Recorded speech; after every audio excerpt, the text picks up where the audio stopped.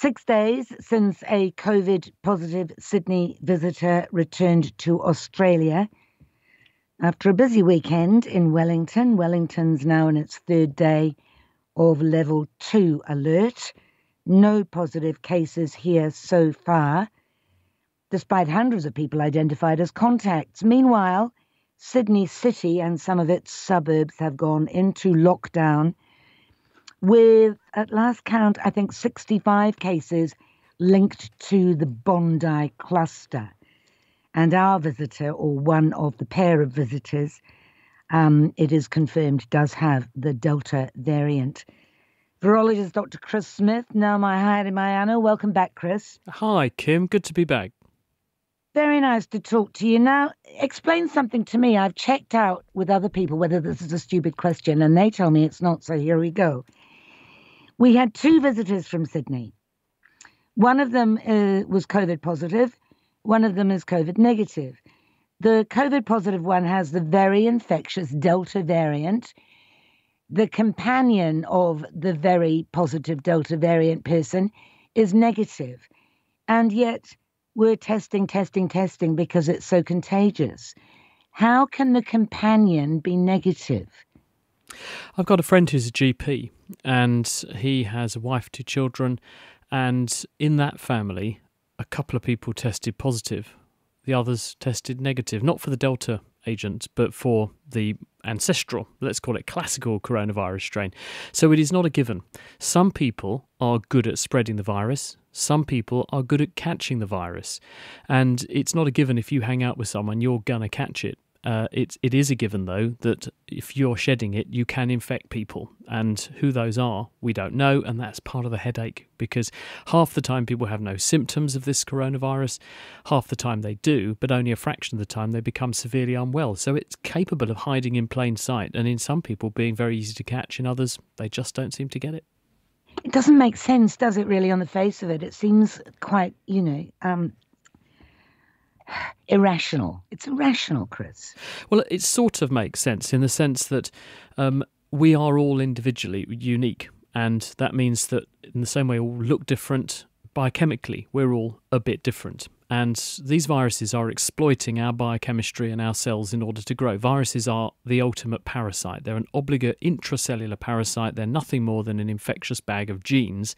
And in order to make new viruses, that infectious bag of genes has got to latch onto a susceptible cell, persuade that cell to take the virus that's latched onto its surface into the cell, and then when it gets inside, the virus has got to unleash its genetic cargo and hope that the genetic program ignites and the bomb goes off the right way in the cell in order to hijack that cell successfully and read the genetic code of the virus and set up a virus factory in that cell and then turn the cell into a production line for new viruses.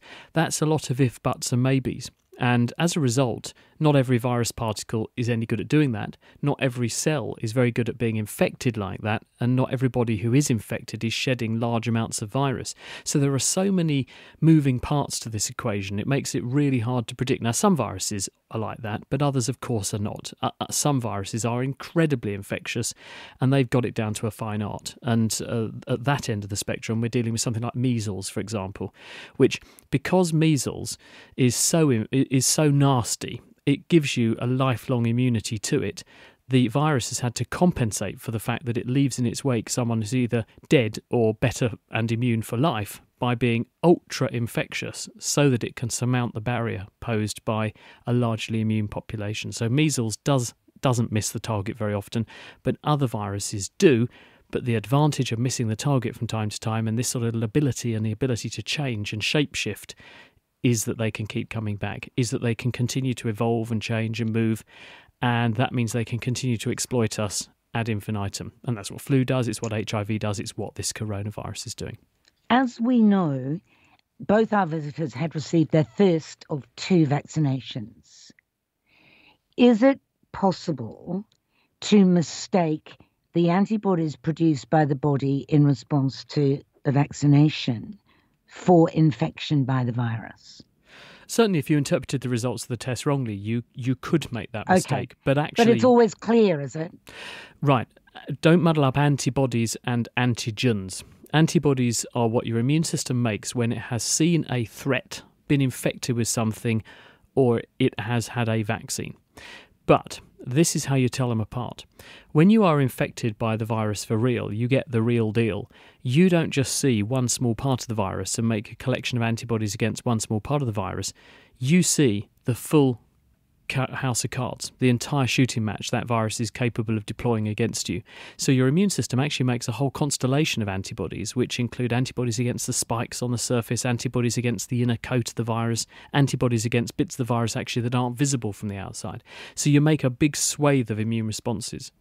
When you see the vaccine, though, you only make an immune response against whatever's in that vaccine. So we can discriminate on the basis of antibodies whether someone has just been vaccinated or has been infected. You couldn't tell one from t'other necessarily, but you could tell because a vaccinated person would have a very limited repertoire of antibodies, whereas people who have had the infection for real have antibodies against things that are not in the vaccine. And that's how we tell them apart. We have had some people a bit confused in the UK because they've taken part in a special trial that's being run to follow up people who are being vaccinated or people who are being used as almost canaries in the cage, in the coal mine, and they're being tested periodically to see if they are catching coronavirus. Some of them have had their vaccines, and then they've written to me saying, "I don't understand. I've had my vaccines, and I'm still testing negative for antibodies because the antibody tests that they're using look for the inner coat of the virus, not the spikes that are in the vaccine." So, hang on. If people are talking about tests for people to find out whether they've been vaccinated, doesn't that make that difficult?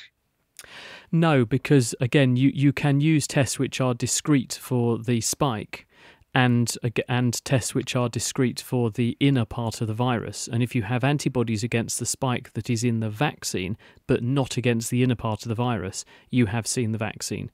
If you have antibodies against the inner part of the virus that's not in the vaccine, you have been infected at some point and made a natural immune response. Okay. What about the efficacy of the current batch of vaccines against variants? At what point do we say, okay, we've got a variant that is sufficiently different from the original COVID-19 that we need a whole new batch of vaccinations? There's a couple of ways to tackle this. And the simple way is you watch and see what happens. So having detected this variant, you then see how it spreads in a population, you see how it appears to behave, and you see how it interacts with people who've had no vaccine, 1 dose of vaccine, 2 doses of vaccine, or vaccine months ago. From that, you draw some kind of inference, being very cautious about taking into account age, for example. And you can make some kind of deductions about the likelihood of the ability of that virus to surmount vaccination at different stages. The other way you do it, and we don't just use one or t'other, you tend to do both of these. The other is you look at the biology of the virus, you grow it in a test tube, you look at the constellation of genetic changes, and you ask where in the virus have these genetic changes cropped up, which bits of the virus do we infer are being changed by these variations in the genetic code, and you do the experiment. We then bring both of those sorts of data together to make deductions and predictions about how this virus will behave. And at the same time, you're monitoring what fraction of the infections in a population are accounted for by this variant versus existing variants. So, for instance, in the UK, last Christmas, doctors and scientists reported that they had seen the emergence of this new thing they were dubbing the Kent variant, now called Alpha. And it was accounting for a tiny fraction of the cases that we had in total, but it was on the radar screen. By a few weeks later, it was accounting in some parts of the country for 1 in 5 cases that were being diagnosed. And by January, across the entire country, it was accounting for 99% of cases that were being diagnosed. We could therefore consider the trajectory of that variant against the, let's call it, classical variant we had before. And the fact that it was overtaking and crowding out the existing form of the virus argues it had some kind of reproductive advantage. And you can then ask, and what would be the impact of vaccination against that, etc. And you learn how the variants of the virus interact with vaccinated individuals. So as we speak, are different vaccines being prepared? Well, at the moment, what we know about the so-called Delta variant is also goes by the Indian variant subtype 2, because what we originally were calling the Indian variant turned out to have a number of different subtypes to it. The dominant one that has this reproductive and spreadable advantage, which appears to be maybe 60-70% more transmissible, that one, we've actually now got quite a lot of data on how it interacts with people who have been vaccinated. And the results are really encouraging. People were justifiably very concerned to start with, thinking, well, oh dear, is this thing which has got 13 to 17 different genetic changes in it compared to the Kent alpha strain of the virus, are we going to see a horror show here? And in fact, the data began to emerge quite quickly that people who had been vaccinated were very well protected. There was initially one very encouraging case of an outbreak in a care home in the UK where a number of residents did catch the Delta agent. They did become unwell a bit, but they ended up only briefly, a couple of them in hospital. No one was severely unwell, no one died. Had that cohort been infected previously without any vaccination, you would have expected quite a significant mortality rate in a bunch of people who were of that sort of age. So therefore, that gave us encouragement that the vaccines were going to work, and we've now clarified that. We've got pretty strong, robust data that says if you've had 2 doses of either AstraZeneca or Pfizer's vaccine, you've got north of 92% chance of being protected against severe disease were you to encounter this new variant. So at the moment, there's no reason to think that the vaccines aren't worth continuing to use and to continue to vaccinate populations with them. But governments, scientists, politicians, they've got their eye on the fact that these sorts of variants can and do crop up. So there are already conversations taking place with the pharmaceutical companies. The UK government were having a conversation at Oxford with AstraZeneca recently to plan for an update to the AstraZeneca vaccine to reflect some of the changes that are in these variants, so that, if we need to, we can roll out variants or variant-proof vaccines in the autumn. Let's deal with something that's bonkers for a moment. I've received a text from Joanna in New Plymouth, and she says she's received a pamphlet in her mailbox, and I'm sure she's not the only one if this is the case, which says that the Pfizer vaccine is not normal because it uses novel technology. Chris, over to you. This technology has been developed over many years, and it's just that it's been deployed against this new pandemic to help us to solve it. But the technology on which it's based is very well understood, and it has been tested, and it almost got rolled out in the fight against Zika virus. But in the course of developing vaccines against Zika, it was explored and further optimized. So we're now in a very fortunate position that we had access to this sort of technology just in time in order to do this. But it is certainly the first time this technology has been used in humans. But any question about safety, we are reassured by the fact that there have been very comprehensive trials before these agents were used in people more broadly, and that now, nigh on, we think around the world, not just of Pfizer's vaccine, but of all vaccines, about 2 billion doses have been deployed. And we haven't seen the kind of wide-scale pandemonium that you would expect if there were the sorts of side effects that people are saying are associated with these things. So we're very reassured by the very strong track record of safety now that these vaccines are delivering, first and foremost. And secondly, the fact they are working, the fact that you can now see 92% protection on the part of an elderly person who's received 2 doses of these vaccines when challenged with an infection that would a year ago have claimed 10 to 20% of them. I mean, that's really encouraging. Somebody else suggests that it is the vaccines that are increasing the number of variants. Therefore, why are we vaccinating? Which is a kind of a circular argument. Can you crack that one? Well, the simple way of looking at that is to say, where did the Indian variant, which, well, what we used to call the Indian variant, come from? It came from India. What fraction of the population of India, with 1.4 billion people, have been vaccinated? About 1%. So, no, there's no evidence that the vaccines are emerging there. They're emerging in places where there are very significant numbers of people who are infected. It is the number of cases of infection. It is the turnover of the virus. It's the rolling of the genetic dice. Every time the virus grows, it has a set probability that it's going to make a genetic spelling mistake or a mutation, and there is a chance that some of those mutations may well confer on those viruses some changes that enable them to become more optimal at growing in us. And of course, they're the ones that are going to grow. What makes that happen? It happens where you've got a lot of virus activity. And that's why a short-term goal is to, yes, get everyone's house in order, get countries sorted out and get people vaccinated. But in the long term, get the world vaccinated, because there are 7 billion people on Earth so far who either haven't had and therefore are immune to, or haven't been vaccinated against this new coronavirus. That's a lot of people to disclose, a lot of variants that could make our lives very uncomfortable for a lot of years to come. So we really do have a race against time now to get as many people vaccinated as possible. But they do make a sensible, reasonable point, which is that we do know that when we vaccinate on a massive population scale, we are applying what we call selective pressure to the virus. You're basically pushing it into a genetic corner. It's a bit like if you close off some of the roads, it only has one road to go down. So you are effectively herding sheep. But what that does have the advantage of doing, as we are learning with the flu, for example, it forces the virus to adapt in ways that you can predict, because it has fewer degrees of freedom. And in that way, you can anticipate what it might do next, and therefore you can have up your sleeve various other vaccines ready to go, or which have been developed for that sort of eventuality. So you can actually predict the moves of the chess game ahead and be ready to head it off in the future. I'm not suggesting that people should stop scanning and washing hands and wearing masks, which continues to be a contentious area. I received a text from somebody absolutely outraged at the suggestion that they should wear a mask in a taxi. I mean, whatever.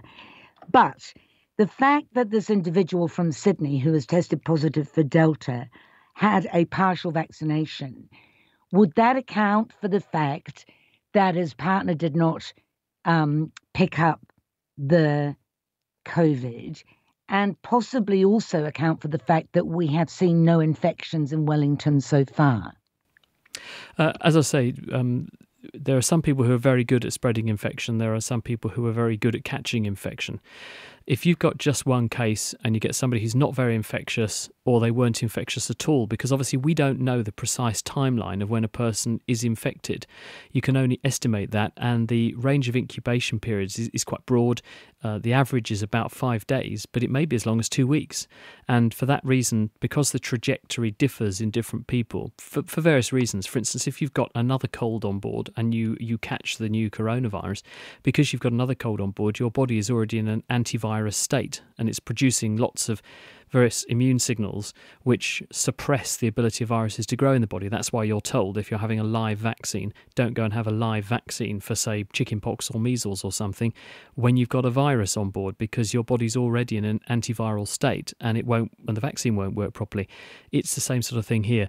That may have an impact on how the virus grows. There was a report a few months ago saying, could people who catch the common cold be less susceptible to coronavirus? And that's sort of what they were getting at. They were showing that infection with rhinovirus, which is a cause of the common cold, suppresses the growth of the coronavirus, probably by putting our body into an antivirus state. So we're less fertile grounds for infection and replication of the new virus.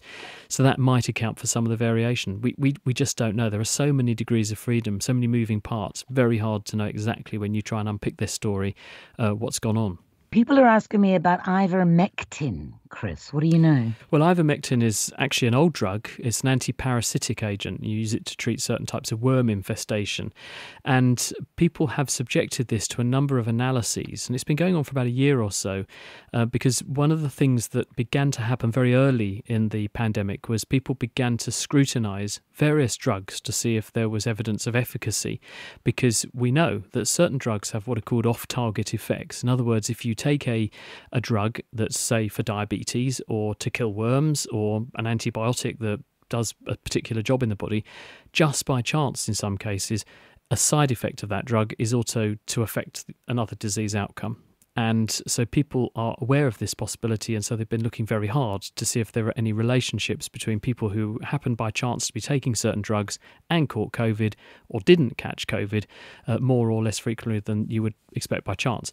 When you see those sorts of relationships, it can point towards mechanisms, and that's very important, because you can then understand how the disease works, who it affects, and possibly novel ways to manage or treat it. It emerged that there might be a relationship between ivermectin and acute coronavirus infection, so people don't become so severely unwell. There have been a number of studies now that are looking, but none of them sufficiently powerful enough to completely rule this in or rule this out. So at the moment, the jury is still out on this one, but I don't think the case is sufficiently compelling, or at least I haven't seen really compelling data to say that this should be put up there alongside agents like dexamethasone, the steroid that the recovery trial at Oxford University disclosed as being beneficial, or tocilizumab, one of these immune modulating antibody therapies, or the antibody cocktail that has been prepared by Regeneron, for example, that Donald Trump was treated with. Those things do show very strong efficacy. I don't think we've got enough solid data yet on ivermectin to know where we stand on that one. Singapore is taking a particular approach to COVID. It's got no goal of zero transmission. It doesn't insist on quarantine or isolation for contacts of people with COVID. It intends to treat it like the influenza each year. Yep. What do you think? I think that's probably the way to go, because the reason that we're seeing such a dramatic impact of the new coronavirus is precisely because it is a new virus. It's a new incursion into humans. We've never seen the likes of this before, so everyone is susceptible. Everyone is immune naive. In other words, they have no pre-made immune response to it. And therefore, you've ended up with a big population of older people who are more vulnerable to any kind of infection. And when they catch it, they become severely unwell. Younger people, much more trivial infection. Left to its own devices, what would have happened is that the entire world would have gently caught this infection. There would have been loss of life on a dramatic scale. But what would have been left in the wake of that would have been a huge population of people who already therefore had immune memory against the agent. And if they caught it again when they were old, they would have a trivial infection. I mean, that's our prediction. That would be what is actually currently happening with the flu. And the reason that we don't die of the flu at the rate that we would see happening with coronavirus is because all of us have had the flu multiple times in our life. So even though the flu changes a bit, we have partial immunity against it, which gives us partial protection. So at worst, you get a flu illness. At best, you don't even know you've caught the flu. You've just updated your immunity. And so what I think Singapore are saying is, we accept this is an endemic infection. It's not going to go away. We cannot get rid of this thing. That is a fact. We therefore know that the best way to manage diseases that are in that situation, like the flu, is to have a surveillance program on an international scale, which we've got, to have a way of tracking the evolution of the agent to predict its next move, which we've got, to have vaccines which can be made at scale, updated when necessary, and then offered to those people most at risk who can be identified, which we've got.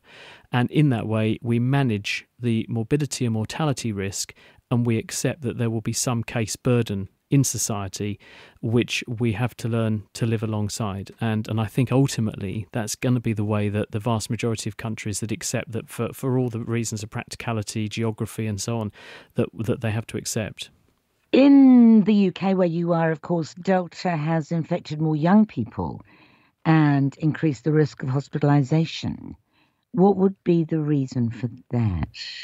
Well, we're currently celebrating, if that's the right word to use, about 15,000 cases a day at the moment, and those are the ones we know about. 15,000 a day. Correct. And you can confidently double that, because remember I told you at the top of the programme that about half the cases are asymptomatic. Now, if you trigger a test because you have the holy trinity of fever, cough, loss of smell and taste, and we actually realise Delta produces quite different symptoms actually, so we're going to be missing a whole bunch more tests that we're not doing. You can probably double the number of cases. So we've probably got 30,000 or so cases a day going through the community. But what we haven't got is 1,500 deaths a day, which we did have at peak earlier in the year. What we've got is 11 to 18 deaths a day. And that number hasn't radically changed. And this gives us enormous confidence that, in fact, because we've got double doses of vaccine into a very significant proportion of the population now, like 2/3, and those are chiefly among the most vulnerable members of society, because we started at the top of the age range and have worked our way down. We're now at the stage where we're inviting anybody over the age of 18 to come and get vaccinated, and there's very, very healthy uptake. As a result, we are getting cases, but we're not getting casualties. And I think probably a lot of countries are looking at this and saying, yep, there's the evidence that you've got a lot of circulation of the agent, but it is not translating into the most vulnerable people who previously it could have been the death knell, as Boris Johnson dubbed it. It is being held back. Now, why we've got a problem with younger people and the Delta agent is causing problems in that younger cohort. About 6 or 8 weeks ago, I was on the national radio and television in the UK. I was saying, in a few weeks' time, we are going to have a big problem because what we've done is, for very correct reasons, prioritised treating with vaccines and protecting the most vulnerable members of society. But because the Delta agent needs 2 doses of vaccine, the decision was being made to focus efforts to double vaccinate people who are in that sort of middle risk category. And I pointed out that, in fact, what we've got is a very significant slug of the population, probably about 20%, who haven't yet been vaccinated, who are the younger ones, who are more likely to be at school, be at college, be on public transport, be in work, be at parties, be in contact with other people, and they're going to cause all the transmissions because they're so well networked. And lo and behold, that's exactly where we've ended up. So now there is a big push on to try to offer protection to those as fast as possible and try and head off this surge. And that's why we have deferred by 4 weeks what would have been Freedom Day at the beginning of the week on the 21st, which is a couple of days after Boris Johnson's birthday, when I expect he was hoping to have a big celebration. We've got to wait another 4 weeks before we're able to consider having our freedom back. We have in New Zealand what's generally agreed to be a suboptimal rollout of the vaccination. And it's patchy and it's often unpredictable. A bit like the disease, really. Anyway. Yes, indeed. The only predictable thing about coronavirus is its unpredictability. Yes. What is the best space between the first shot of Pfizer and the second shot of Pfizer vaccine? Well, if you remember, when the trials were done, they used a month. And they selected a month between the 2 vaccines because they needed something that would be sufficiently quick to get the data out fast enough so the regulatory bodies could consider the evidence and approve the vaccines. There was then enormous heat applied to the UK government when they said, well, hang on, we're going to spread this to 12 weeks, 3 months between vaccine doses. Our reason for doing so is a lot of the heavy lifting of the vaccination is done by the first dose. If we widen the scope to 12 weeks, we can actually give more people who are vulnerable their first dose, achieving a greater level of population protection than if we super serve with 2 doses a more focused subset of the population. Many people created an outcry and said this was, akin to war crimes in some cases, and they were making all kinds of threats and noises. It turns out that was one of the savviest things that was ever decided, because the evidence has emerged really strongly that the bigger the gap you can leave between vaccines, the better the immune response. And so actually 12 weeks is de rigueur as a good time to leave it. But the guidance has been slightly adjusted in recent weeks. And so what our JCVI, that's the Joint Committee on Vaccination and Immunisation in the UK, are now saying is if you're over the age of 40, you should have 2 doses 8 weeks apart.